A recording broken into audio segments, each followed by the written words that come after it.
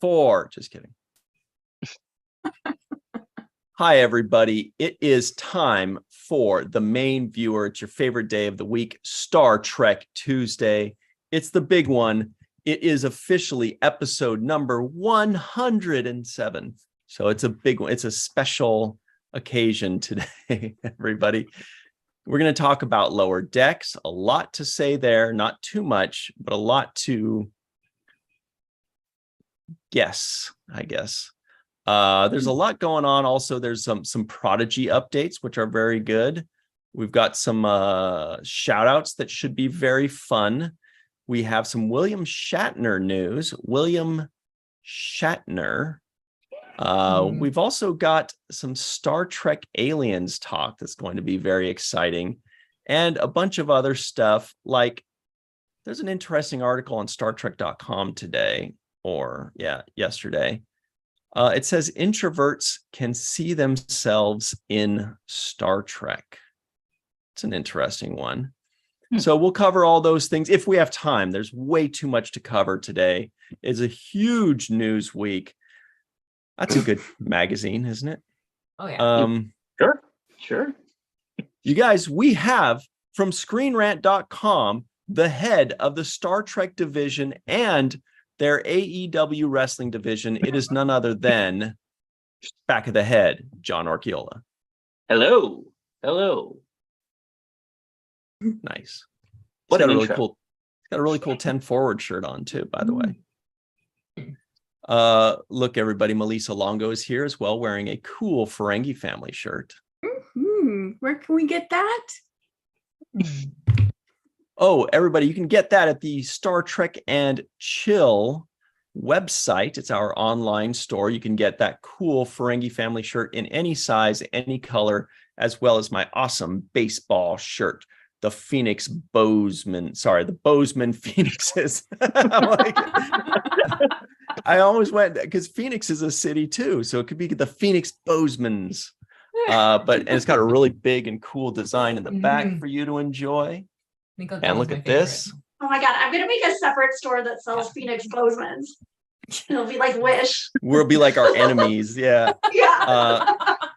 This shirt looks best if you are the Matt Boardman, who made this cool background, because he wears this shirt very well. Look, Jenny R. Johnson, great artist, is here.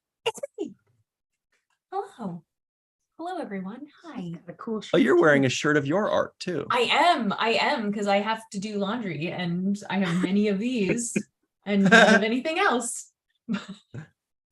Trekkie MD, the walking exclamation point, Dr. Anne-Marie Siegel. Welcome. Hi. That wasn't very exclamation point. I mean, I'm preoccupied by reading the polls for the Lappy like 24/7.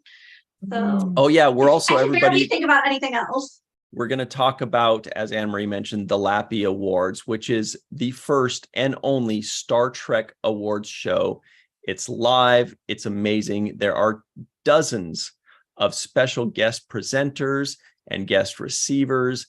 It is so much fun. And you, the fans, the audience, the Trek aficionados, vote for the winners.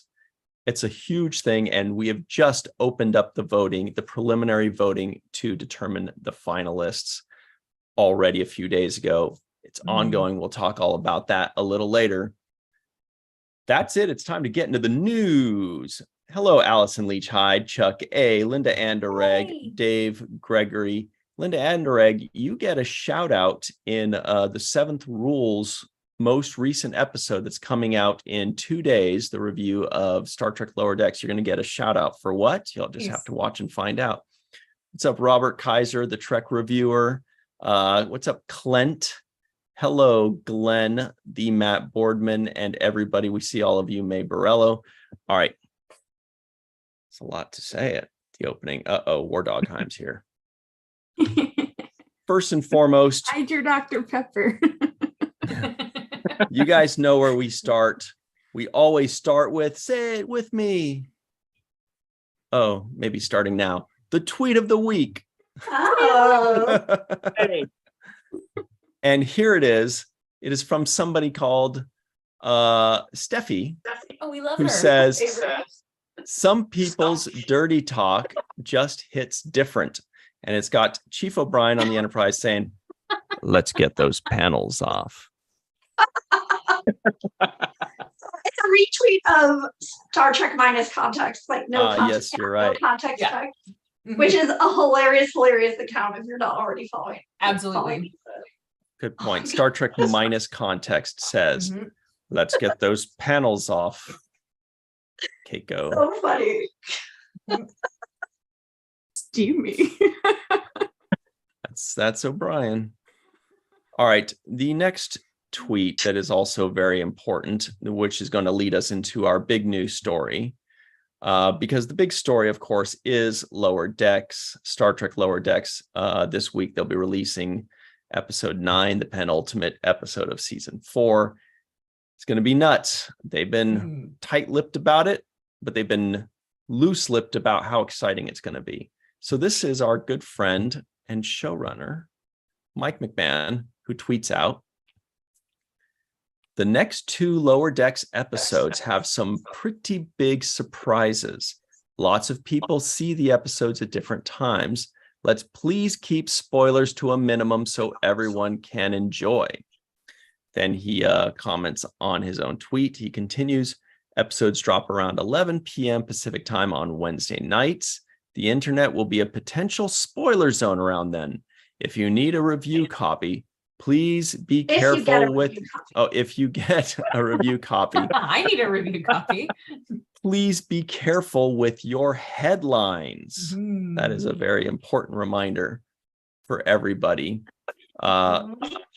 For people that go on the internet and then complain about spoilers, I'd say don't go on the internet. For people that are going to be talking about it on the internet, how about you don't make a spoiler? And these are clearly very important episodes. So no spoilers, please, everybody. This is vital. It's vital for your fandoms, your friends and your fellow fans. It's important for them because they might not be able to see it till Saturday or Sunday or next week. And it's also important because the people making Lower Decks clearly don't want you to spoil their freaking awesome show. Yeah. Thoughts? Yeah. Yeah. I really loved it when we were all watching Picard and everyone was being so awesome about if they were putting up spoilers, they were actually like hashtagging Picard spoilers and like making it so people could mute it. But for the most part, people were so good about it. And it was, really great. Good community. So let's do it again. Great PSA. Yeah. Thank you. Good point. So thanks, Mike McMahon, for letting us all know. Stay tight-lipped, everybody. Stay vigilant. And we've got a trekmovie.com. If you see something, don't say something. Keep it secret. Keep it safe. We also have an important trekmovie.com article that covers a little bit of this upcoming episode. No details, of course. No details, no images, no nothing, everybody. It says the 4th season of Star Trek Lower Decks is getting close to the end with the release of the penultimate episode this week. We have first images from the episode, which we're not going to show, but details are so far being held back. Today, Paramount Plus released a set of images for episode 409, but they did not release any other details, not even the title of the episode. Oh. It appears that there is a concern about anything spoiling the episode. At New York Comic Con last weekend, showrunner Mike McMahon talked about his concerns over leaks for episodes 9 and 10. He says, quote, the last couple of episodes for this season are a big swing, and I am really proud of them, and I cannot wait for you to see them. We held them off from the press because I don't even want a breath of what happens in them to get out. And it just feels like the ultimate Star Trek, the ultimate Lower Decks. He continues, somebody asked him his favorite episode. It's Trek Movie that asked him what his favorite episode was. And he replies, for comedy, I think the first Crisis Point might be my favorite. But for heart, I think this upcoming episode 9 is my favorite. So if you're wondering, the band Heart, what their favorite is, it's episode 9. Amazing. That's amazing. Mm-hmm. And that's a testimonial. Can't wait. I'm so excited. Let's put Jenny on the spot. Jenny, do you have any predictions for why these next 2 episodes are so enormous? I feel like maybe there's some, I mean, like there has to be, right? There has to be. If it's this much of a secret, there has to be some sort of like legacy connection of some kind happening, I think. But like in terms of what's going to happen, I have no idea. And I'm so excited. I'm really excited. This Everybody, is a great season. Sorry. it has been. Everybody, please make sure to like this video. Very important that you like this video. It costs you 1 second, helps a ton. And you subscribe to this channel. If you're listening in, give us a 5-star rating, and please be sure to subscribe and leave us a review. What about you, Melissa? What do you think is happening? That you notice how quiet John Orchiola is right now? He's like, I don't know. I am very, very nervous. I cannot say anything. I don't want to say anything. Yeah, me neither. Yeah. Put him on the spot. I will say, I agree with Mike McMahon that Crisis Point is also, I think, my favorite of all the Lower Decks episodes. I love Crisis Point. Yeah, well, I'm excited to see what this next episode is going to be like, because I think last week's episode had so much heart and I loved it so much. So if this one has more heart, then I'm like, oh, yay. But I do think it will cover, obviously, who's kidnapping the spaceships and why. And I have to agree with Jenny that there are probably some legacy tie-ins. They're very good at that anyway. Lower Decks as a whole is good at legacy tie-ins. So that I wouldn't be surprised if there were some really good ones. Everybody in the live chat, make your predictions now, so that in a couple days or in a few days, you can come back and gloat. We have Chris Marshall that says, baseless prediction here. Cisco will return. I even heard you say that a few days ago. You're like, who do you think Cisco will return? I was like, I mean, I think that's wishful thinking. I think it's only like 85% chance that's going to happen. Right. But it would be amazing. Yeah. Oh, yeah. Yeah. 85% chance. That's a good amount of chance. Yeah. But yeah, let us know your predictions, everybody. There are no wrong answers, except for probably all of them. Something I love about Lower Decks is how like I'm really excited about these episodes because they're so good at really like amping the stakes up. Like really. Like was it the first season when they killed Shax? Yes. Like that was wild. Like that was like that finale, that first finale was crazy. Like the Packlet, like there was a threat. Yeah. You know, so I'm really excited about that because they're so good at putting like blending stakes with like heart and funny. Yeah. Yeah. So and then they brought him back. Yeah, I and know, it didn't, and it wasn't weird. No, because they like talked about it. Only they didn't talk about it. They talked about how they didn't talk about it. It was amazing. Yeah, the Black Mountain. Didn't the finale for the 3rd season, John, wasn't that with all the California class ships coming to save the day? Yes, yeah, against the AI fleet, the AI Texas class fleet. When Jack Quaid had to basically yell out every town in California's name in rapid fire. Yes, that's right. He's like, it's the Modesto and the Bakersfield. It's the what? Yeah, I can't do it. Who else got emotional at that part? When Me too. That's so emotional. It's like, oh, cool. So good. Okay. Well, those are our. You're on mute, Anne-Marie. You're still on mute. I was rewatching Oh. this season while I was like watching the polls.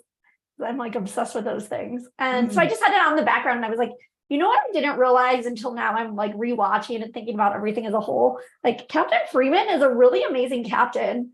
And I think she's really proving herself over and over. And she just did in the Ferengi episode. And like she really, in the way that like all of our favorite Starfleet captains always are like a step ahead of people. I feel like that's just repeated. That's like really coming as like being shown as a pattern now that I'm rewatching.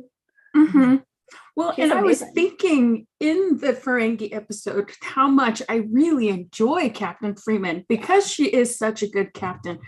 And she plays the comedy really well, but I love that she's not dumbed down at all, ever. Ever. Yes, no, she shouldn't be a California class captain. She should be like a main fleet captain, but she just kind of stuck in on the ship. But she's better than the ship. And she must be obviously even more amazing because we only see her in the capacity of like when the lower decks are involved. So like I can't even imagine like her main time must be like amazing. Yeah. So we've got some pretty crazy, well, I say crazy, but you never know, predictions. They're all about the same thing. We've got similar levels. We've had a Captain Sisko emissary returns. We have, I think Glenn Iverson said William Shatner returns for the voice of Kirk. We had somebody saying Ryan T. Husk in Lower Deck. So they're all really right around the same. It was Chuck A that said, they're really reaching for the stars on these.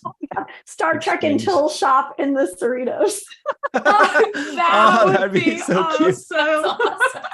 Amazing, Chuck A. That's so amazing. I mean, on Babylon 5, there was like a gift shop with like crap and sometimes cork filters. Awesome. They should have like Cerritos Doritos. You know what I mean? Like in their that should be in the gift box. Yes. John's like, I thought we were going to talk about news. No, chips. I love the idea of Cerritos Doritos. It reminds me of when they served at the Boimler raisins last year. Exactly. Yeah. Oh yeah, that was a good one. You got a couple of those. I did. Like even when even though I like never get the boxes, I just love seeing what comes in them. They're so creative. Oh, it's amazing. Yeah. Everybody in the live chat, let us know, what is your favorite flavor of Doritos? You see, Jenny Johnson, Doritos is an American brand chip that Cool we Ranch, eat. baby. Cool Ranch. It's the only answer. Is that Cool Ranch is the everybody? only Really? Yeah. No way. Original or nacho cheese or whatever. But now they have this fiery, spicy one that's pretty good. Called Melissa flavored. Oops. All right. Cool Ranch is my D&D chip. Oh. You eat it when you play D&D? No. It's like my brother, his Magic the Gathering is Gardettos. Like, Nice. Oh, that's very God. specific. Then I've made that my convention food. Like, late Amazing. at night when there's nothing around. But isn't that loud? Yeah. When you're crunching it. But isn't Chex Mix better than Gardettos, honestly? They're not as loud. Because it has Chex in it. More of a crisp. Only if it's puppy crunch. chow. Puppy chow? Wait, what? Only if it's puppy chow or Muddy Buddies, their alternate name. Where they put like chocolate, put like chocolate peanut butter on it and then powdered sugar over it. And it's the best thing in the world. The Muddy Buddies are amazing. Hey, John, do they have puppy chow flavored Chex Mix? Did I just fall into a loop, a wormhole? I've never heard of that, but my dogs would love it. No, it's Muddy. They're officially called Muddy Buddies. And it used to be, it would just be the recipe on a Chex box. And then like a few years ago, they started actually selling it as Muddy Buddies. But the colloquial term for it is puppy chow. Like when you were like in grade school and people like for somebody's birthday, like the coolest kids would bring puppy chow. So good. How do you not know this? haven't heard the puppy chow term, but I have heard of Muddy Buddies. Yeah, it's like chocolate stuff. Yeah. So good. It's so good. Looks like it's pretty varied with the Doritos. Cool Ranch, spicy nachos, tomato flavored in Japan, says Canberra dog farts. But isn't that the capital of Australia? Interesting. Did you just say dog farts? Is that what it said? I already That's forgot. Oh yeah, Canberra dog fart. I just read it without even knowing what I'm reading. So the zesty cheese in Canada, because all packages in Canada have the French and the English on them. Nice. And the zesty cheese Doritos say zesty cheese Mordant. And Mordant being like the French version of zesty in some capacity. So we all call it them zesty Mordants. Nice. Yeah. So lost. At But least there are a the couple English people, yes. there are a couple people that know what you're talking about, Anne-Marie. About the puppy chow, whatever, but we gotta move on from that puppy chow We talk, even have that puppy is chow not bowls. appetizing. Because you had to have a good bowl to shake it to get the powdered sugar like distributed evenly, which is like not an easy feat. Oh, so I mean, I guess the key is you just got to have some big bowls to hold it all. Yeah. All right. Nice. Anyway. Nice one. Thanks. Let's get back. I knew Rico. I like big bowls and I cannot lie. Easy. Well, the bigger the bowl, the more convenient. The bigger the bowl. It's gonna be one of those nights, is it? Oh yeah. Okay. All right. So anyway, Doritos and whatever. Moving on. I never really liked Cool Ranch Doritos. I know they were like the biggest thing in the whole world, but anyway. So here is the next item up for bid. A showrunner from Star Trek shouted out one of us, or quote tweeted one of us. It's probably pretty easy to guess who it is. Terry Matalas, showrunner from Picard seasons 2 and 3, quote tweeted John Orchiola today. You guys were duking it out live on Twitter. It got 143,000 views. So this is a lot of fun. What was your tweet here? No, so okay. First of all, we were not duking it out. Let the record show. No, yesterday I published, was it yesterday or Sunday? I published an article based off of William Shatner's Movie Memories book, where he talked about Saavik and Valeris, and how Valeris basically came to be in Star Trek VI, which is that the original plan was for Saavik to be the traitor, the Vulcan traitor. And for a couple of reasons, one of which I highlighted in the article, which was Gene Roddenberry arguing vehemently against it, that didn't come to be, and they invented Valeris. And what Terry was tweeting was that he actually has a copy of the original script where where Saavik was the traitor, and he said it was amazing. So so having not seen it, I will yield to him that it is as emotionally powerful as he describes. But I would love to see that script. Wow, I did not know that at all, that in the original script it was there. That's right, Anne-Marie. This also comes up a lot in Mark A. Altman's book, The Oral History of Star Trek, and it's in the first volume, the first 25 years. It's just like so fascinating because it's like Gene Roddenberry and all, like this is one of those few times where like Gene Roddenberry's opinion was also in line with the studio and how they could save money. And so like those, like usually they're at like loggerheads. So it's just like very interesting. I love hearing these stories. Yeah, me too. But I'm also like Googling, like, did Valeris only have one earring? Like I saw that in the picture and I'm like, I feel like I would have noticed if she only I wore didn't one notice earring. that either. Yeah, I didn't. And it's different than Rebecca I know. I'm like, Howe's what is earring. going on? See, look. Now I need to know everything about got it on this ear. Oh. And Rebecca Howe has it on her left ear. Is it something with Vulcan? Like, what does it mean? And also, are Vulcans only pierced on one side? Also, that Savick picture is like amazing. Yeah. Yeah. Amazing. Just The that eyes just pop. that expression is, yeah. It's, Mhm. Well, I will say also Screen Rant has the best image editors in the business. Our images are the best. Yeah. Mm-hmm. It does look great. It's a great, I guess she only great had an earring image. on her right ear. And that's very important when we're mining for images from 30 years ago or 35 or 50 years ago. Our good friend, Mr. Matt Boardman, that's the Matt Boardman, is also very good at that kind of stuff. So shout out to him and shout out to Screen Rant for all that work. But how cool would it have been to see actually on the movie screen the Savick betrayal? It's crazy. Yeah.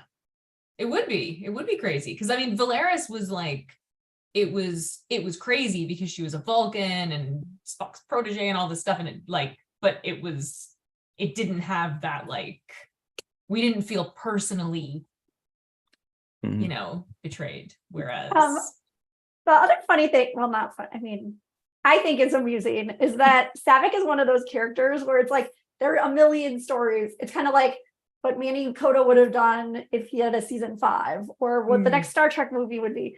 Like, because Savick, there are all these like alternate storylines that almost happened. Like, she was pregnant with Spock's baby, like, is my favorite of those. But she was Kirk's girlfriend at one point. Yeah, like, exactly. It's just, it's so funny. There's so many, like, boy, they really loved brainstorming her character. And the crazy thing is they're all interesting. But yeah, definitely. Good article. And didn't they all right, sorry, make her sorry? No, I'm sorry. Didn't I'm sorry. Didn't they make Get her it together. the captain of the Titan? Yes. Titan? Yeah. That's what I thought. Yeah. I believe that is canon. That was set up to set up Picard season 3. They had all these Instagram updates for all the characters going into Picard season 3, and then just kind of buried in the story of the USS Titan itself was history that we never knew about, which was Savick became captain of the Titan in 2293, and then she also became you just the have that captain date off the top of your head. I know. That's impressive. Wow. Yeah, I don't know what day of the week it is, but I know when Savick became captain of the Titan. Unacceptable. No. You don't know what day of week it is. And the Titan became the flagship of the Federation for a short time. Right. We have an update. The Trek reviewer says, Anne-Marie, my mom just puts the puppy chow in a large Tupperware container, puts a lid on it, and then shakes it. So. Exactly. Here's the thing. There are like 5 kids in my family, and we all like go crazy for puppy chow. So we needed to find like a huge one. But we need to get a sound bite of you just saying puppy chow, but not explaining what it is. We all go crazy for puppy chow, everybody. Oh my God. It's so God, funny. that's amazing. Oh yeah, I'm gonna have to get to the bottom of this earring thing later. Yes, we need an update. I mean, that's important. That's a Larry question. Yeah. Right now, John Orgill is like, stay off my turf. Man, I got an article coming with that tomorrow. Stay in your lane, man. All right.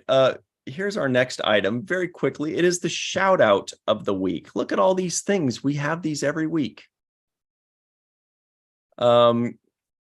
It is to the all access Star Trek podcast. Did you know the trekmovie.com has podcasts? They actually have 2. This is one of them, the all access Star Trek podcast. They go over a lot of stuff. You know, we just pull these at random. They talk about Alex Kurtzman, Mike McMahon, Kid Cudi, Paramount Plus, Star Trek San Francisco. They also talk about, Melinda Snodgrass on the 7th Rule, talking about the next generation's measure of a man. What a coincidence. So thank you so much to them for the kind shout out. It's a great episode to watch. Everybody, you can go to trekmovie.com, check out their podcast, or just click on this link and watch the video. Yeah, and Denise yourself. Crosby was there. That was an amazing event. Right. True. It was great episode. And an amazing For All Mankind trailer for season 4 that starts on November 10th. So excited. Yeah, I'm almost done with season 1. I've been rewatching. Good. It's so good. Gotta watch it. Really? Me too. Almost All right, time to so turn now- my Apple TV back on. John Orchiola, we need you badly for this one. All because right. this is one where you guys are pros at having a title that makes us go, okay, I got to read this. I got what's going on here. And this is it's a screenrant.com article. I'm going to pull it up right now. It's entitled William Shatner's Amazing Rejected Star Trek Comeback Storyline Explained by the Enterprise Showrunner. What? Can you tell us what this is? Yes. Also, Well, this- R.I.P. Manny Koto. Yeah, very much so. Well, okay, so this article idea came from the book The Center Seat, 55 Years of Star Trek by Peter Holmstrom, which I was kind of browsing through this weekend, looking for ideas for things to write about. And and this popped up because it is something actually that had come up earlier that I wrote a story about a month ago, where it was brought up on an episode of the Shuttle Pod show, where I believe it was Rick Berman or somebody, I believe it was Rick Berman, who talked about William Shatner potentially coming on Enterprise in season 4, and that plan that never happened. And the plan didn't happen mainly because of money, according to Rick Berman. Shatner's asking price was higher than Enterprise was willing to pay at the time. But what the actual story was about that was discussed, I actually didn't know, but it was all laid out here in the Center Seat.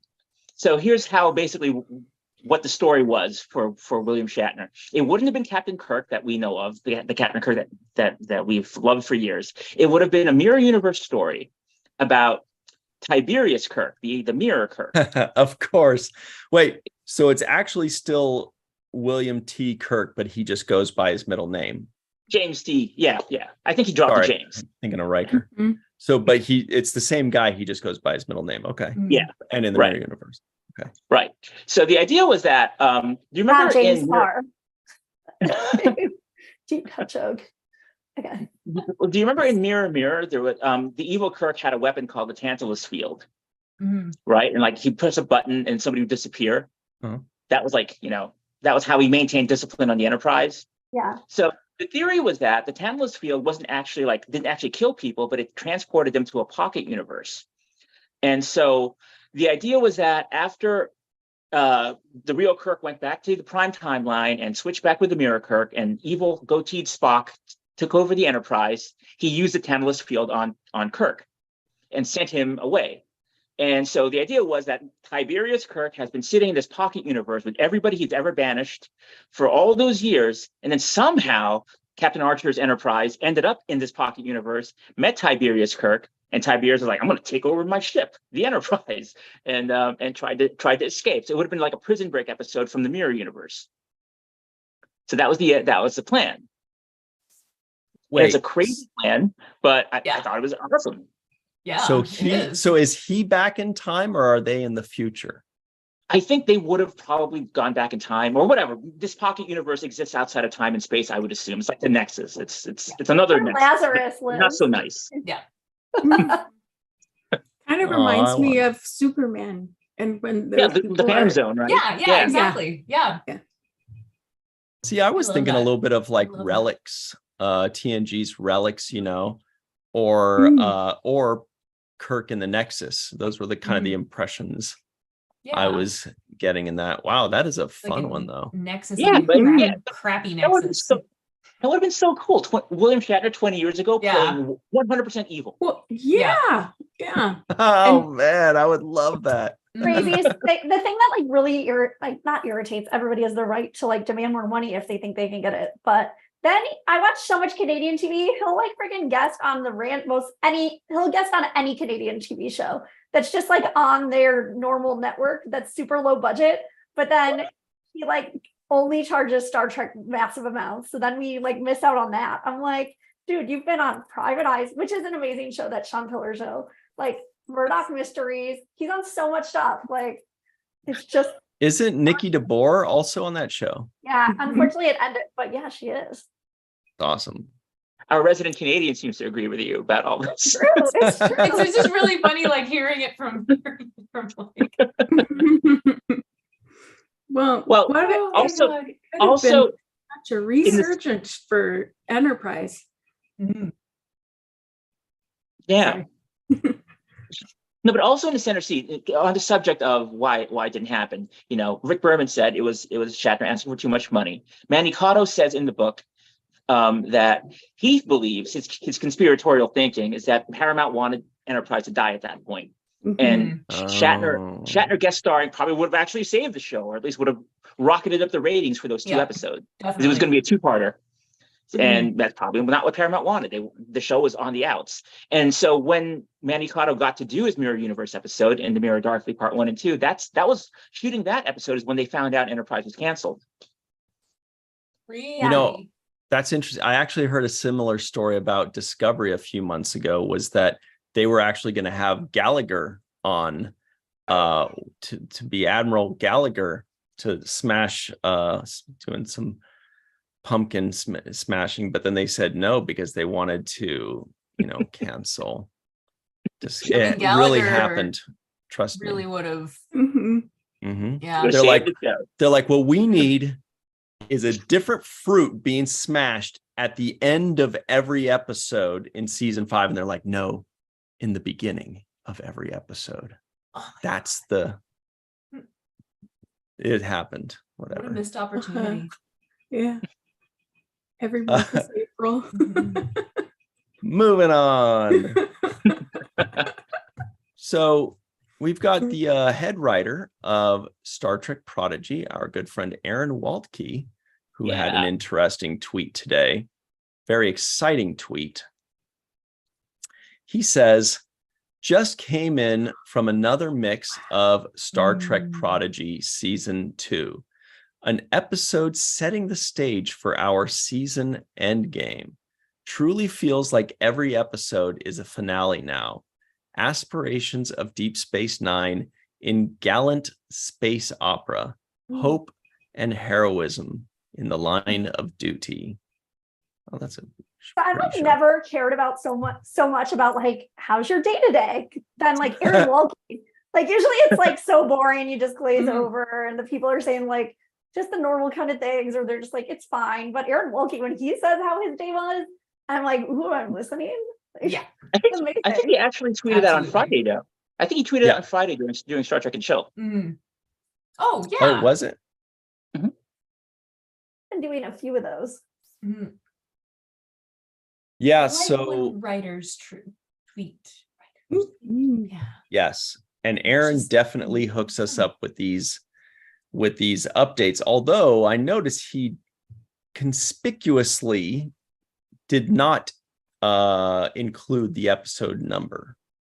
He didn't say it was the second to last or third to last episode, because I would assume he would, because he says he was working on 15 like 2 weeks ago when he mentioned it on Twitter and in live chat. He says it's an episode setting the stage for our season endgame. It's 20 episodes. So I just kind of thought, okay, maybe that's like episode 18 and there's 2 more to go. But if what you're saying, Anne-Marie, is accurate, then maybe he's talking about episode 15. And then they have like a 5-episode arc to close out season 2. Ooh. What do you know, John? What do you know? I know absolutely nothing. Nothing at all. I am so excited for Prodigy season 2. I'm excited to see all of this. And I actually like that I don't know anything right now. I would love to just, I would love to kind of stay as spoiler free until the episodes finally come. Although that's not really my job, or at least, see these episodes ahead of time. But right now I'm kind of just happy anticipating that and knowing that it's coming next year. Yeah. Yeah, it's pretty exciting. I was going to ask, are you ticklish? We could torture it out of you. Not important, but good. And we don't yet know. we don't yet know their release format, if it's going to be one a week or if it's going to be 10 and 10. That does worry me. That does worry me, you know, just in terms of how to cover a show if it drops all 20 episodes at once, or how to, you know, or 10 and 10 even would be very challenging.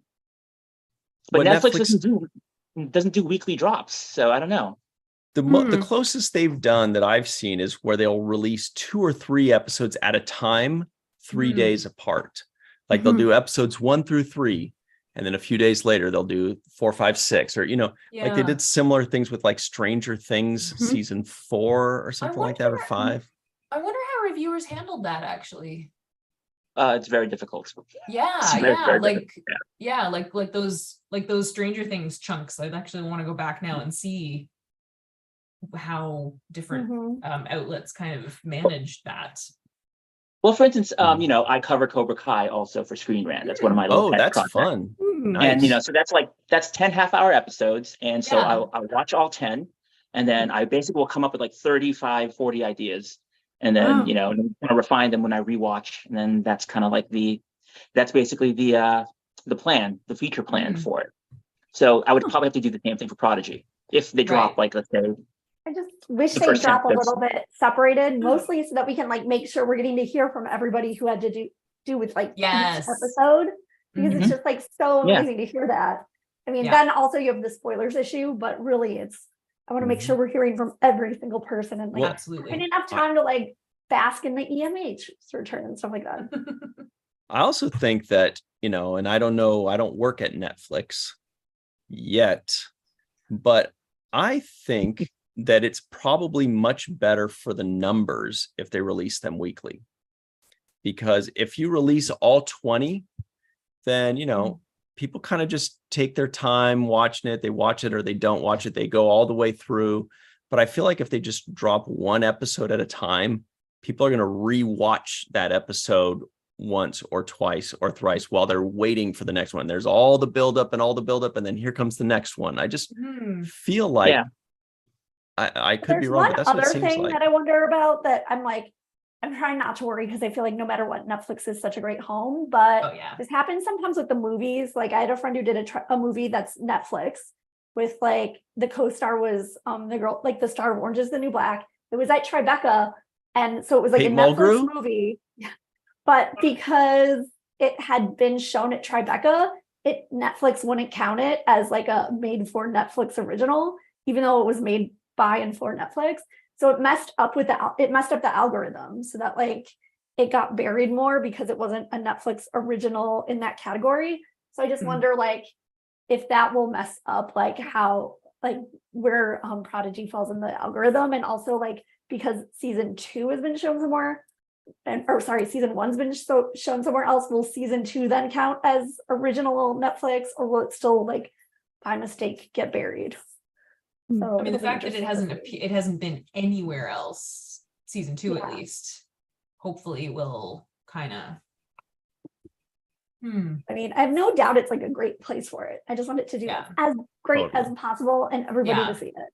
And I saw like IMDb actually did a feature on it this week. I don't know if you guys get the IMDb newsletter, but they did usually like every few weeks they'll do a roundup of like shows renewed or canceled and like our picks for which ones are the best. And Prodigy was like one of their top 3 choices for the category of like things are going on in that department. So which is great to see because it's not like IMDb, the Star Trek puppet.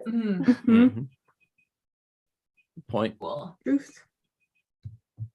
all right. But I still hold out hope that I still hold out hope that it's going to do really well on Netflix. Prodigy is for 2, 3, 4, 5 seasons. And then it's going to come home back to Papa, back to Paramount. It's going to be like, come on. And they're going to come back together. And Prodigy's going to be like, well, I don't know. I'm really big now. I mean, we got fans in Canada now. So, and then we have merch. We have actual merch. But I think it'll be back on Paramount at some point eventually where it belongs. But for right now, I think Netflix is the perfect place for it. I think that's going to be huge, What do you think, John? Is that a good fit, or were you hoping it would be on Pluto? Pluto is Paramount, but no, Netflix is a sensational home for Prodigy. I mean, as a global streaming brand, it's the biggest one. And so, like you said, in terms of the potential of Prodigy someday coming home to Paramount, it'll come home bigger than it was when it left, because the global reach and the audience that could potentially find the show is astronomical. Yeah, definitely. Can we look at this auction? It's blowing my mind. The auction. There's an auction happening right now? Remember? No, it already happened, but it set all these records. All right.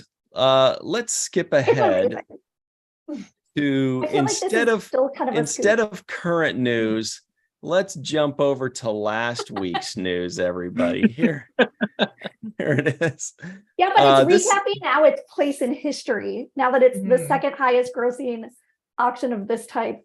Crazy. Yeah, no, this is big news here, everybody. This is from newatlas.com entitled Greg Jean, is it pronounced Jean? Jean. Greg Jean Sci-Fi Collection, an overview of the record. So there was this auction by the way, who worked in the art, sorry to interrupt, who worked in the art department for Star Trek, starting with, I believe, TMP, and sort of like was kind of a mentor to the Akuda. He was there for so many movies and really just like working on so many very influential things in Hollywood. And he did this auction and it broke so many records. Look at these numbers. There's a phaser for $187,000. We've got an X-Wing for $3 million. I know. How big is that X-Wing? Crazy. We've got that Lost in Space. Is that the Danger Will Robinson robot for $350,000? We've got a Stormtrooper that is missing hands for $645,000. Oh, well, that's right, because they just have their gloves coming through. $645,000. We've got, is this an old communicator? What is this thing? That old tricorder. I think tricorder. Tricorder, right, for $175,000. We've got the communicator down here, $150,000. Wow. We've got this big old spacesuit for $447,000. So what else happened in this, Anne-Marie? So if you just like scroll down to the second paragraph, so basically we lost Greg Jean and this massive collection. They wanted it to just like go to the best home and make sure everything is housed in the right place where it needs to be. So they talk about like the statistics in the first and second paragraph. So, I mean, we had been hearing all this buzz about it, and you could actually log in, and I know I spent hours looking at things and like just being curious what the like current bid was. I mean, it was fascinating, and it was basically like looking at a Star Trek museum on your computer. I mean, it was stuff from like, you know, all Star Trek. It was just incredible. And so then this thing really took off, and some of the like numbers for the ship models especially are just like mind-blowing, like in the millions. And so basically when all was said and done, I think, let me just look at the proper terminology they used. So records galore fell at Heritage Auctions Greg Jean collection sale of science fiction memorabilia last weekend, with the auction grossing $13.6 million to surpass Christie's 1999 auction of the personal property of Marilyn Monroe, to become the second highest grossing Hollywood auction in history, behind only Profiles in History's blockbuster Debbie Reynolds collection auction trilogy, which was where they sold off like iconic Hollywood outfits. I mean, so it's now the second biggest Hollywood memorabilia auction in history. Like, that's amazing. Oh, nerds. Yes. I know. A lot of sci-fi nerds out there. That's awesome. Yeah. It's incredible. Wow. Yeah. So like the Galileo shuttlecraft miniature that went for like $250,000.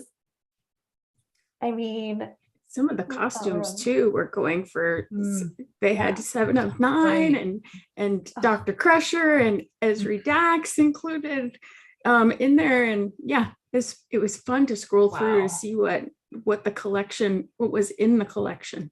Like that little like crappy Botany Bay model from TOS from one episode went for $200,000. It's amazing. Wow. Ship people. I love ship people. Yeah. Oh. It's man, that's amazing. Quick shout out to Mike W in the live chat. Welcome to the show, Mike W. Are you a ship person, Jenny? Like, I mean, I like ships, but I would not. I'm not a ship person. Like, I like ships. Some and ships you like I like ship more than people. other ships. But but ship people, I have a lot of respect for ship people. You know.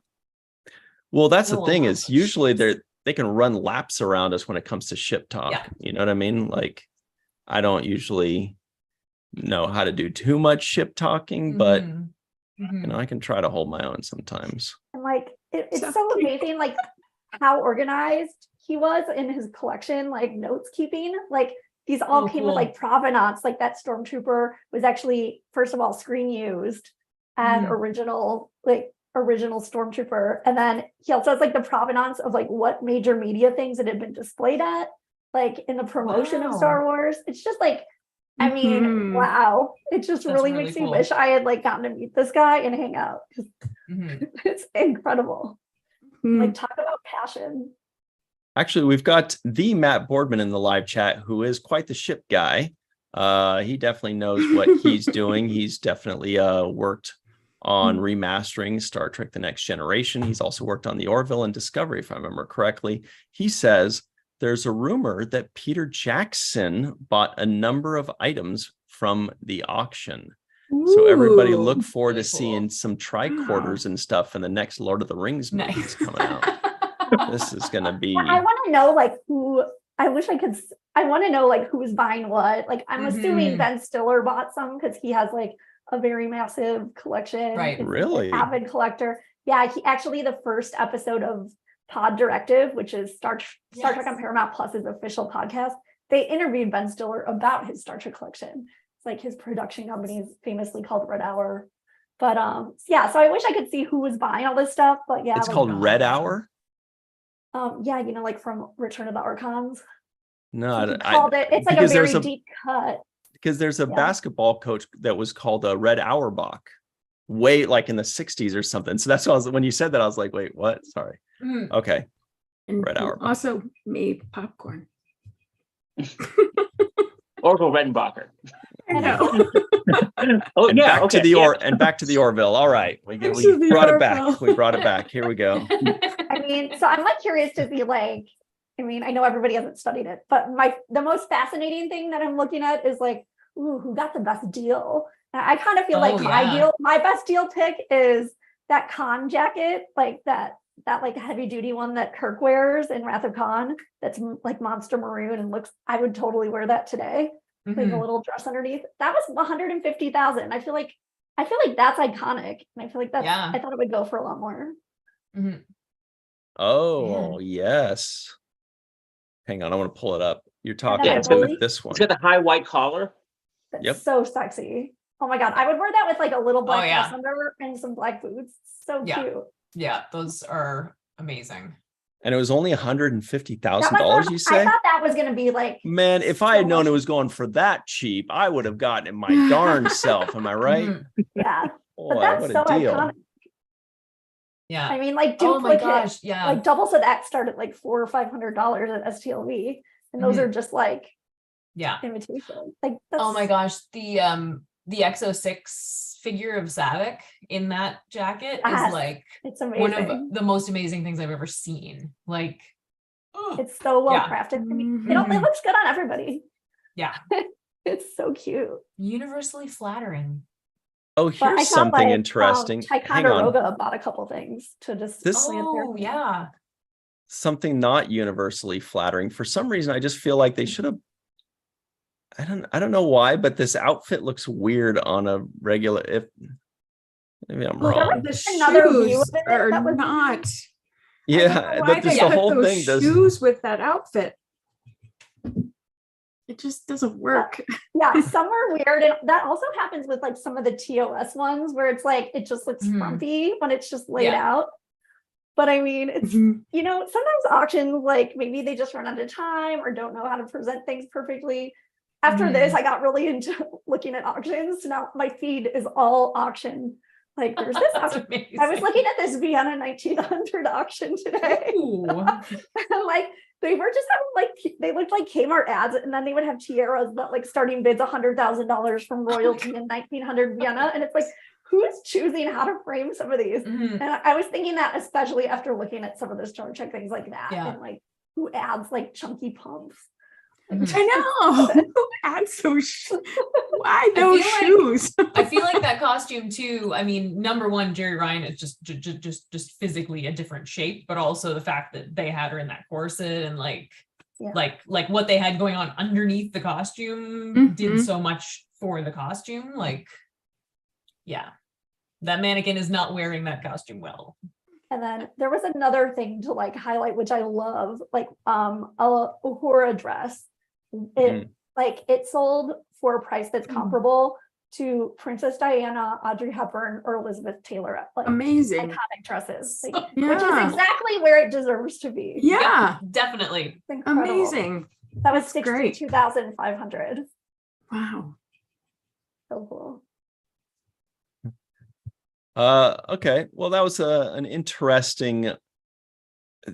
That's what rich people do. It's one of those things where it's like maybe someday you too can have so much disposable income that you can spend $400,000 on shoes or whatever. But there were some things like that went for less. I mean, I think everything is still expensive, but like a couple thousand or like 1,000 that are maybe like minor things, but if you want to feel like now you have a piece of it, like probably they all will appreciate, because I mean he kept his stuff in such great condition. That's amazing. Yeah, I was thinking like Uhura's communicator earpiece. That was another deal. I can't remember how much it ended up going for, but I was like, why is that not like one of the top sellers? I feel like that's such an iconic, because they probably want like her outfit. That's probably like the big thing. But yeah, that's a good deal waiting to be had right there. That's for sure. Also, it doesn't take up too much space. It's good if you have like a small area that needs, or a pedestal that needs to be spotlighted in your living room. John Orchiola, did you need to jump off? I actually do. I do have to jump off. Let's let you jump off. Everybody go check out Screen Rant, the Star Trek section of screenrant.com, and read Back of the Head. He's in the live chat as Back of the Head. He's on Screen Rant as John Orchiola. He's our good friend, and he wears that 10 forward shirt well. Thanks, John.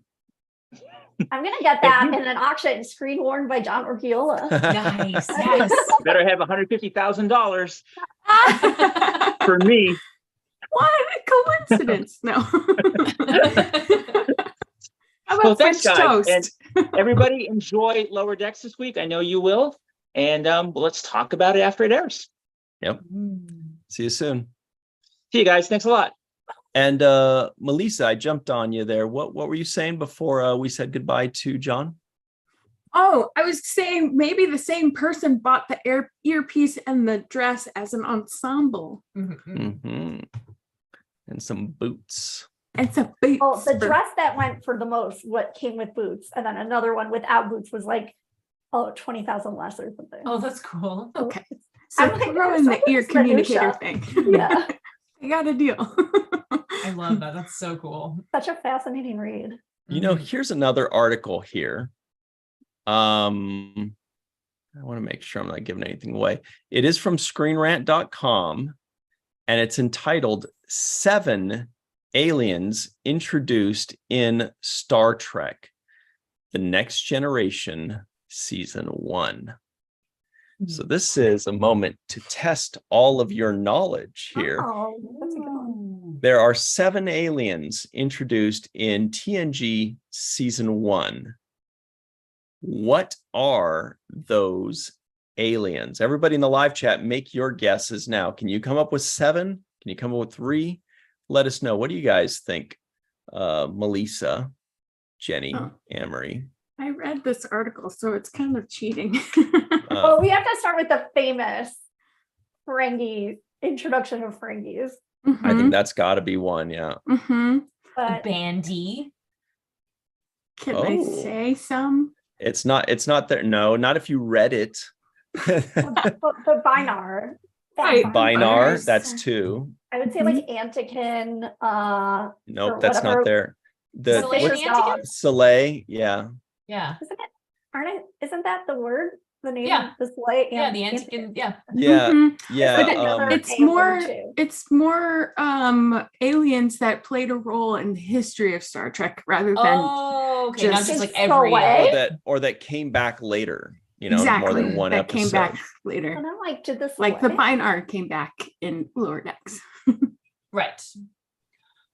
So we've got the Binar and the Ferengi. Hmm? Come on now. Come on, focus. Bolians. Another one. Bolians. Yes. That's got to be there. Yep, there it is. Another Very good. B1. Giving hints. Another blue guy. team. Yeah, Benzites. Benzite. Yeah. Oh yeah. There's a few B1s. I always get those two confused. Betazoids? No. Yes. Yep. Nailed it. Good one. Does it all be? 1, 2. There are 2 left. You got the Binars, the Benzites, the Bolians, the Betazoids, and the Ferengi. There are 2 others. Let's check the live chat. Now, the 2 others, everybody in the live chat, the last 2 are tough because they're more like we initially just met one representative Exactly. of them. And the name of the race is also the name of the character. What? For both of them. Oh my goodness. Who could it be? Q, Yes. that's right. But then there's another one.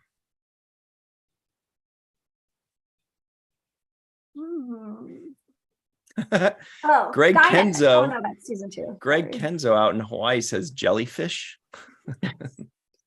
Amazing. Hey. Yeah. Well, Greg Kenzo says Soleil girl, but I believe it was the mom, the Soleil queen. That's just a joke. Never mind. Thanks. You got it, Amory.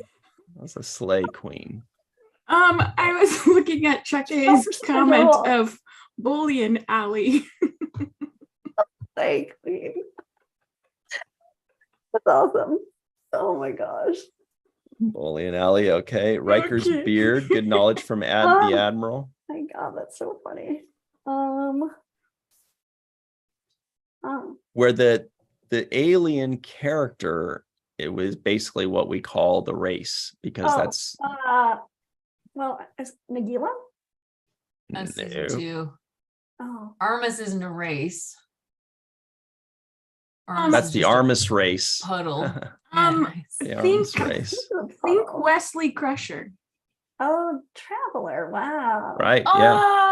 God, some of these, like, they're so embedded. I like forget there was a time we didn't know them. Yeah. Crazy. That's fun. Right. I love questions like that. Me too. Admiral says Breckians. Trivia thing. Yeah, that's That awesome. would be. Yeah. Now, remember, everybody, the 7th rule has covered the entirety of season 1 of The Next Generation with, of course, Denise Crosby and Sirach Lofton. So go check that out. We are currently in season 2. We're getting towards the end of season 2. Man, I have been waiting for years to cover the finale of season 2. That I love. Be amazing. Because it's such a oh boy, it because is. it's the best makeout clip show in history. So Makeout. I actually did used to love that actually when I was Dude, younger. it's amazing. Yeah. It's Shades of Grey.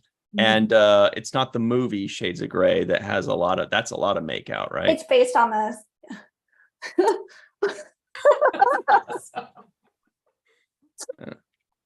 Yeah. Okay.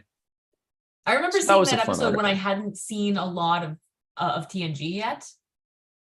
And being like, and just seeing all these clips from all these shows I had like that I hadn't watched yet, and it was so exciting. Something's got me. Back then, everything had a clip show, so it wasn't even abnormal. It was just like every show had a clip show, and then this one happened to be really good, and it actually fits the plot. I love it. Yeah, they did fit it in there with the old brain stabber. I've seen it once when I was a kid, and I hated it so much. I hated it so much. I'm like, how many? because then I realized it was like second season. I was like, they don't have enough clips to make a clip show. They just kept showing the same like 6 clips over and over and over. Like at least 10 people. That was such that was one drunken night. That was such a great montage. Jordan. And I feel like it like really yes, exactly. Anybody can. It made me like so excited for season 3 because I was like, God, all these shows are so good. Like, what a good like. Whoa, I'm hyped now. And this summer, I loved it. Awesome. Worked for me. I like you a lot. The impressions. I love that. Oh my God. Yeah. So Anybody. Right. That's great. Great last outpost reference. Oh, my God. Oh my God. Here's our next play. So here's an interesting article that we don't have a ton of time for, but it's something to get a little conversation going. It's kind of interesting here. It is that StarTrek.com article. It's got some nice art in this article. Check it out. Little brains and insignias. And it says, introverts can see themselves in Star Trek. In true Star Trek fashion, introversion is often strength, not a weakness.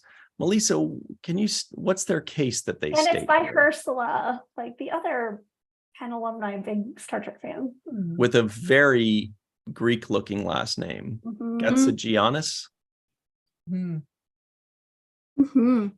Well, it basically just highlights the author's experience with being an introvert and then being a huge fan of Star Trek and how they felt they could relate to it being an introvert. And then it goes into different introverts across Star Trek franchise and characters that are introverts and why they are.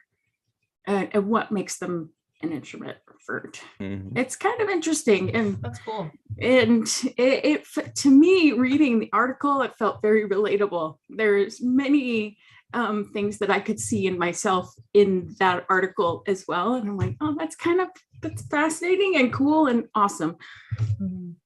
Yeah, it's like listening to a cat with a scratchy cartoon voice. Is a text out of context. So yeah, that's interesting. Now, if you check out her Twitter, she actually like wrote a book kind of like along this vein too. And I mean, she's an amazing writer. So I definitely recommend reading it. Cool.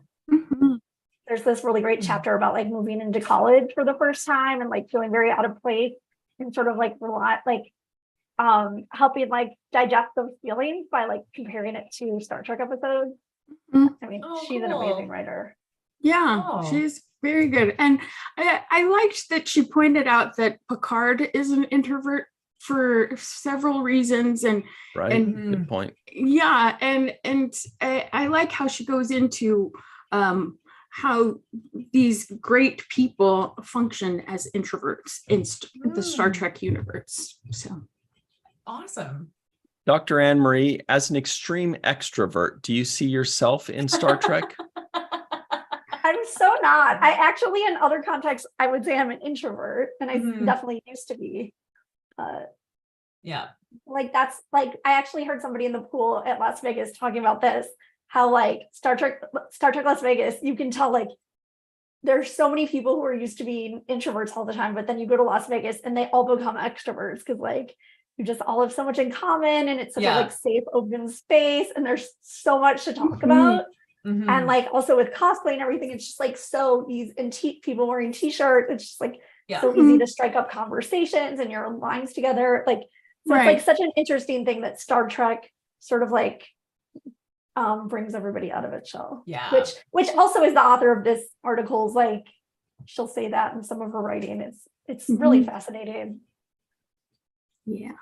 Yeah, that definitely does that, especially if you see two Star Trek fans meeting for the first time where they're like, I like Star Trek, all shy, and the other one's like, I like Star Trek too. And then their eyes open up and they're like, Yes. Oh my God. Okay. Who's your favorite captain? Yes. That's a good captain, but my favorite. And then all of a sudden they're just like best friends. I got a message from Peter this weekend, like Peter from STLV, who was like, hey, like apparently like one of my friends from not STLV saw Peter at a bar in San Francisco and was like, the guy from all of Amory's STLV pictures.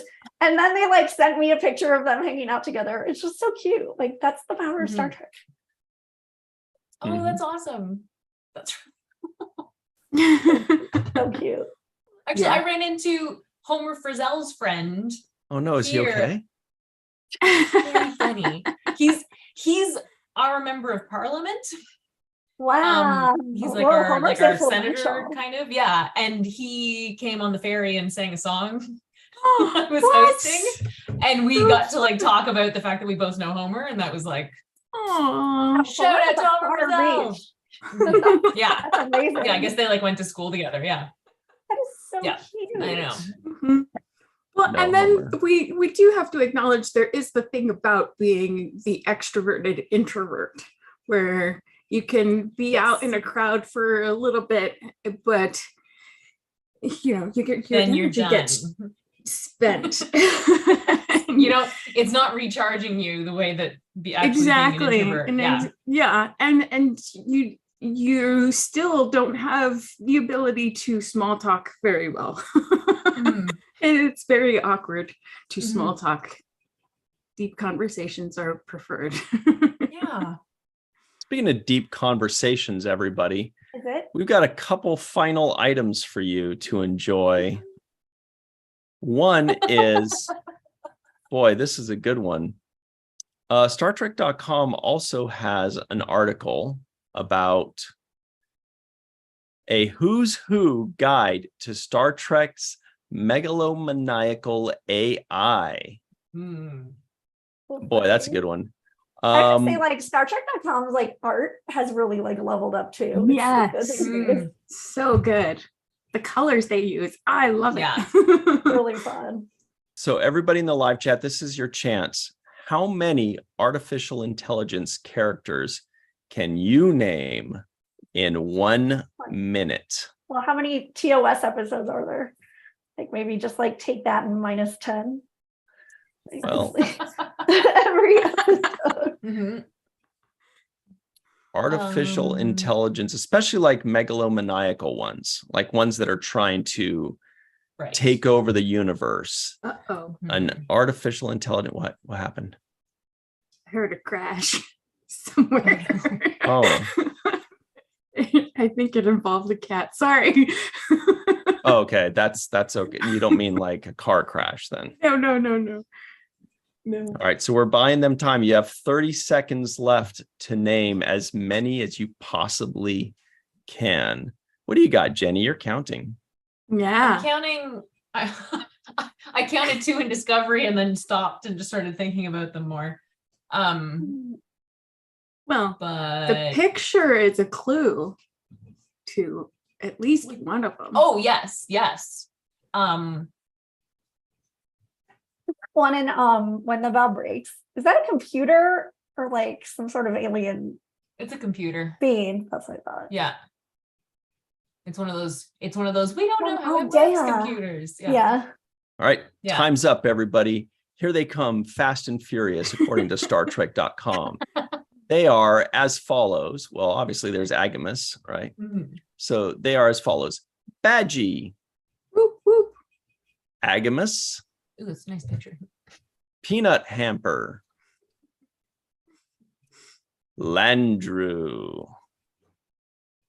The Borg. I'm not sure about the Borg are more like enhanced intelligence. Like they're kind of blended. Well, I guess StarTrek.com knows more about Star Trek than I do, though. Do they, Ryan? M5. Yeah, it was a self-repairing ship, and that is, tech. Yeah, good point. But they have a lore. I knew they were gonna hate on lore that way. Yeah, but that's the right picture to use. You know this one. Right now, Data is saying lore, and he's saying Lori. Control. Janet Jackson would agree. Texas class starships. That was great from season 3, hilarious. right? Of Lower Decks. Beautiful. V'ger. Also a great one. I really gotta watch that movie again. Nomad. Nice. Was it Nomad in the background of one of the recent Lower Decks episodes? Yeah. Yes. Moriarty. Ooh, that's a good one. Snap.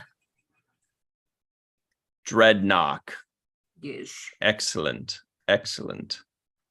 I like how they there name was one in the Voyager, kind of that like B'Elanna had like made, and then it went evil. And then there was another one later on that had been like 2 warring robots that she fixed. Oh, right. And then there was Or that, like 2 hologram that I feel like there are 10 more Star Trek hologram. ones. Oh God, that's like the scariest. I can't That is believe the that didn't scariest get. episode. I can't believe that didn't get brought up for scary episodes in my No. They should do couple a years part ago. 2 of that then. Yeah, that's episode. Oh my God. Yeah. Creepy as hell. I remember watching it the first time and just being like, what is happening? How is this a Star Trek episode? This is crazy. Oh my God, that actor. Whoa. What a performance. So we've got just a couple minutes left here to go over what is happening right now with the Lappy Awards. Everybody knows with the Lappy Awards, you are voting for the finalists. Everybody's voting for the finalists. People have their fun. You know, they can add possibilities if they don't see them. We do our thing. And then we get the finalists. We put them up on a Google form and everybody votes on the finalists for the final winner. The Lappy Awards are live Star Trek Awards show Sunday, February 18th, as part of the 5-day gigantic virtual fan interactive convention, Virtual TrekCon 5, February 15th to 19th. And let's see. Did I miss anything, Anne-Marie? No, that's good. Just that right now it's finalists for the legacy section of categories. So this is anything that happened pre-2016.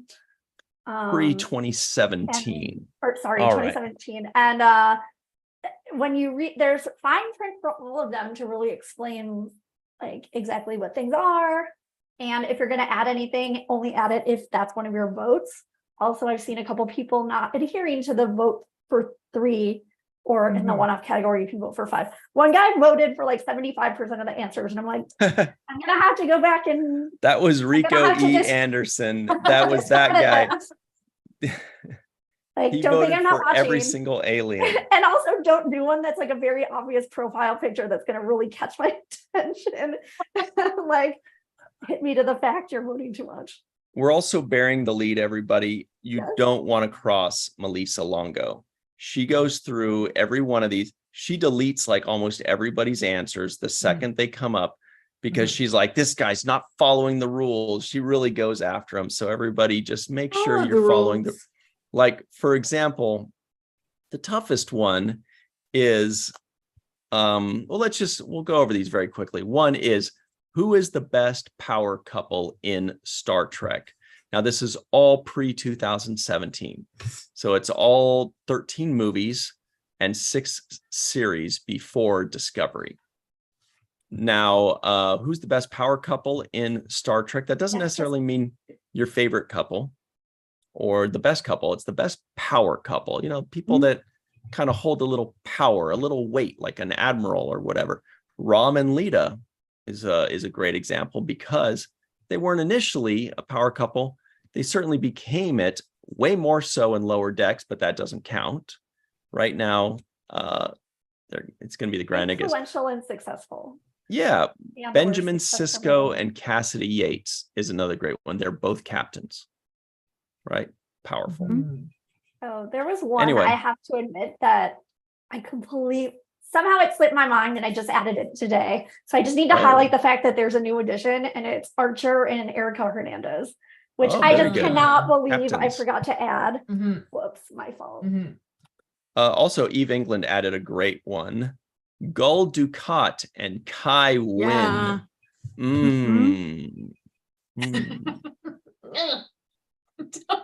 Yeah. I know. A dummy. Oh, a dummy. Ew, I hate when he says that. Ugh, it makes my skin crawl. So gross. Because you guys are jealous or what? Totally. You guys are like, that should be me. So mad. Okay, so anyway, that's one of them. It's going well. Now remember, if you want to vote for these, just go to the Virtual TrekCon Facebook group. We will include that in the description box. And also right here, we're putting it in the live chat as well. We'll also include it in the comments a little later. So you got to vote for these things. You can share them to other Facebook groups. So like if you, especially if they're like things you feel really strongly about, you could share it to a Facebook group. Like if you want Martok and Sorella to win, you can share it to like one of the Klingon Facebook groups, like things like that, or just general Facebook groups. Like it's the more the merrier. Is that good for us if they share it around? Yeah, I mean, it's people. These awards are people's choice. So the more people, the better. So exactly, the more people, the better, because we want it to be representative of Star Trek fandom as a whole. And if it's only going in a couple groups or only a few people are checking it out, then you're just getting a little echo chamber. And if you want Voyager to do well, share it in the Voyager groups. If you want Enterprise to do well, share it in the Enterprise groups. Whatever you want, you make that happen. So we've included the link in the description box for anybody that needs to just click a link instead of typing in Virtual TrekCon and finding it. Now, we also have in the Legacy division, which Star Trek Deep Space Nine episode had the best makeup? So we're talking about something maybe with a lot of aliens or some crazy makeup, effects on something, like for me, one of my favorites is Captive Pursuit. It's very early on because you have Tosk and you have the Tosk Hunters, and it's very early on. It's got some great makeup. A lot of these won some awards. The Magnificent Ferengi, for example, has 6 Ferengi plus the 7th, which is Ishka. You've got Vorta, you've got Jem'Hadar, you got a little bit of everything. We also had a nice addition later on. Broken Link, where that's the episode where like Odo's recalled to his homeworld to meet the that's when he like first meets the founders. But like every scene throughout that episode, his face is like losing cohesion. Losing cohesion more and more every scene. So they're like going in and touching it up and like also like making it so he looks even more stressed throughout the scene. And then you also get tons of different aliens in that one and like variations among the aliens. And then I think we also added Empok Nor because like they're sort of like, I mean, not up straight up zombies, but like Cardassians that look like possessed. It's just, I mean, they're all amazing. I would vote for every single episode of Deep Space Nine. Do it. Be like that guy that you don't like, and then you guys can who share shall that. Remain nameless, but I won't forget. So there's another one called "What is the best ship battle episode in pre-2017 Star Trek?" So what's the best ship battle episode? The episode that just had either the best ship battle or just the best group of ship battle scenes, So there's some great ones like Balance of Terror, Sacrifice of the Angels, right? Balance of Terror from the original series, Sacrifice of Angels, Deep Space Nine. You had Best of Both Worlds Part 2. A lot of great ones. Tons of great ones. Endgame for Voyager, Year of Hell for Voyager. The Way of the Warrior Part 2. A lot of great ones. Then we've got, what is the funniest moment in Star Trek, the original series? This is a toughie. First of all, the TV show. Like, obviously the TOS movies are amazing, but the TOS, the original series. But I just wanted to say about this category, some really amazing ones have been added recently. So make sure if you did already vote to go back and check and make sure you don't want to change your votes at all. But yeah, the categories, you have three choices, and it's very fun when new fun ones get added that I forgot about. Yep. Great stuff. Now we've got what 2 more, I think. Yeah. Oh, here it is. The 2 most contentious ones. Which pre-2017 loose end would you most likely, I can't say it anymore, I'm sorry, but which pre-2017 loose end would you most like to see resolved in current Star Trek? This is very important because current Star Trek brings up a lot of things that we've seen before. Lower Decks does it a ton. Prodigy does it. There are a lot of things like that where nowadays they're bringing up old characters or tying up loose ends. So a loose end, this is the tough one because it is described as something that was not completed, something that was only half done, or needs resolving or closure. A storyline that was left open and we expected or hoped for an answer but never got it. This does not mean mysteries. It's not fan fictions. We're not talking about couples, ships, or things we would like changed. So for example, a loose end would be, what's up? Did Captain Sisko ever return? Because he went, the wormhole aliens, the prophets, and then we're like, okay, so is he dead? Is he alive? We don't know, and there are no more episodes. So, and there's no movie, and nobody's addressed it yet. The comics have, that's not canon, but at least the comics have. But so the point is, that's a loose end that maybe you think you would want to see answered in Prodigy, for example. Or what happened to those conspiracy aliens in the first season of The Next Generation that they're like, we're coming back, or they said they're coming back. We watched 6 more seasons. They never came back. We watched Picard season 3. Some people were saying maybe it's the conspiracy aliens, never happened. I still say that it was a conspiracy. But I mean, there are other ones like today I saw blow up in another group, like what happened to Thomas Riker? And I'm just like, vote, then go to our group and vote for him. Like, that's a great question. Yep. Eve England added that one. It says, whatever happened to Thomas Riker after his appearance in Deep Space Nine? That's a little loose end there. Okay. So then the last one, who is your favorite one-off character in Star Trek The Next Generation? This might be my favorite because there's so freaking many of them. So how many entries are there now? Probably like 50 or something. There's a lot. Yeah, it's about 50. So these are characters that were in only one episode ever in Star Trek pre-2017. Not one episode in this series or one in that series, or not in one episode here and then another episode in Lower Decks, but that would be okay. If there was a character that was in one episode in, say Next Generation, and then never again until Lower Decks, that's okay because that's no longer pre-2017. So we're at 49 now because unfortunately I had to bump one because we all love Cito Jaxa, but she's actually in she's in two. Yeah. 2 episodes. Sorry, we do love her. Is Hugh on the list? He's not because isn't he in 2 episodes? One. He was in. Yeah. Oh, he's in Descent. Oh my God. Sorry. Sorry. What am I? Sorry. That's okay. I know. Believe me, I thought the same thing. Which is why I suddenly know how many episodes all these, like, what I thought were last. Here's one more exception. So this one's a little complicated, but it's a super fun one because these guys really deserve some love. All these people that just show up, they work for 3 days on some show and then they never work again, and they deserve some love. Some of them are also from 2-part episodes because a 2-parter is 1 episode split into 2.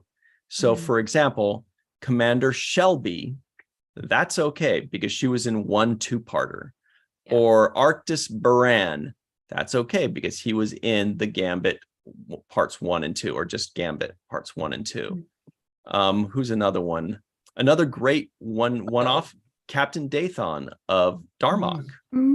Captain Jellicoe from Chain of Command parts 1 and 2. People like that. Let me just clarify because it came up again in the live chats. Like somebody like Armis or Nick Lucarno who are like in Armis, and who's the other person on the list who Okona. Like, so yes, they do show up, and also so does Shelby in New Star Trek, but they're only in one legacy episode. So that's why they're only in one episode in all of TNG Star legacy. Trek before 2017. Yeah. So they could show up in 40 episodes in, Prodigy, and that's okay. Right. As long as they're just in one episode before 2017. That's it. Those are those. And they are closing. You have 3 more days to vote. They're closing Friday night. Join us on Star Trek and Chill to talk about that. Oh, let's talk about this week and get out of here, everybody. You can vote for 5 because there's so many options. That's the other point. Good point. Okay. Sorry. Because there's so many of these great ones. Why would we only limit you to 3? You got to do 5, but not 40. Okay. Yeah, MR, you know who you are. So everybody on the 7th Rule YouTube channel, our full review of Star Trek The Next Generation episode Time Squared is up. Go check it out. It's tons of fun. It's the one with 2 Picards. Remember where the one Picard's like out of phase and the other one's like kind of rude to him. Then on Wednesday at 6 p.m. Pacific, 9 p.m. Eastern time, we have our review of, it's for the Watch the First podcast, the first episode of Wednesday on Netflix. We've got our good friend Zombie back. If you've ever seen her before, you know she is a wild one. So Dr. Muhammad Noor and I, we kind of had that face that Melissa had when she was saying things. She's a lot of fun, and we review Wednesday on Netflix. Check that out, 6 p.m. Pacific, 9 p.m. Eastern time on the Falling Tower YouTube channel. Then on Thursday, 6 p.m. Pacific, 9 p.m. Eastern time, go to the 7th Rule YouTube channel for our review of Lower Decks Season 4, Episode 9. It's getting crazy, with director Brandon Williams, who directed the episode. It's lots of fun. 6 p.m. Awesome. Pacific, 9 p.m. Eastern time on the 7th Rule. Then on Friday, 5 p.m. Pacific, 8 p.m. Eastern time, come right back to this channel for Star Trek and Chill. We talk Star Trek, we chill, we drink wacky, zany beverages, and we're going to be doing the countdown for the closing of legacy categories. And then we're going to get ready for the next categories that are opening back up. It's going to be a lot of fun, probably too much fun. Try it anyway. Lastly, Sunday at 9 a.m. Pacific, 12 noon Eastern time. Who do we have? We've got Star Trek The Next Generation on the 7th Rule YouTube channel. Season 2, Episode 18, Up the Long Ladder with Dr. Muhammad Noor. Did we love that episode? Did we hate it? Whose feet are the cleanest? Whose feet are the cleanest? Yeah, that one is wacky. Will there be ankle cleavage showing? Find out, everybody. 9 a.m. Pacific, 12 p.m. Eastern time on the 7th Rule YouTube channel. That's it. Melissa Longo, where can everybody find you online, please? On social media at Melissa Longo, Malissa. On the introvertedrepublic.com is where you can find Walking Art Made by Melissa Art, and Walking Art Made by Melissa on Patreon. A new chapter just dropped on a day, maybe 2 ago. I can't remember. It just dropped. Nice. Check that out, everybody. What about you, Jenny R. Johnson? Well, you folks can all find me on all social media, except for Twitter, at Jenny R. Johnson Art. On Twitter, you can find me at Jenny R. Johnson. This weekend in Halifax, Nova Scotia, you can find me at HalCon, selling prints and posters in person. And for those of you who can't make it to HalCon, you can buy things like this. Woo! Riker, or that's sexy. That's sexy too. My website, jennyrjohnson.com. Yeah. Woo. Fantastic. Good job. We all got to have props. Yeah. I got Super display talented. posters made. It's very exciting. What about you, Dr. Anne Marie Siegel? Where can people find you online? Is it at Anne Marie Siegel 1? On Twitter, yes, it is.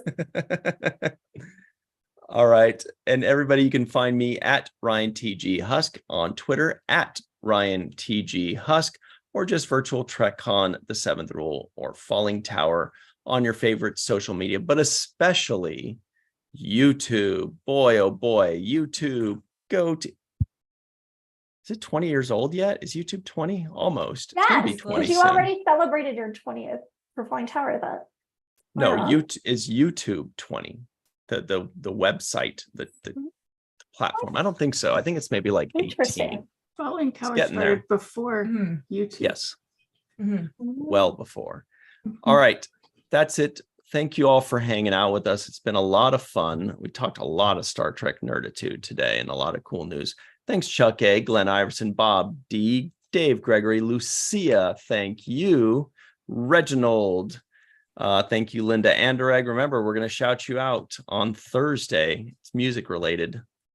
BL, thank you. I know, it always is. Faith Howell, see you around. The Trek reviewer, Fran Iverson. We see all of you. We appreciate you. Remember to like this video, subscribe to the channel. And when this video is over, please hit refresh.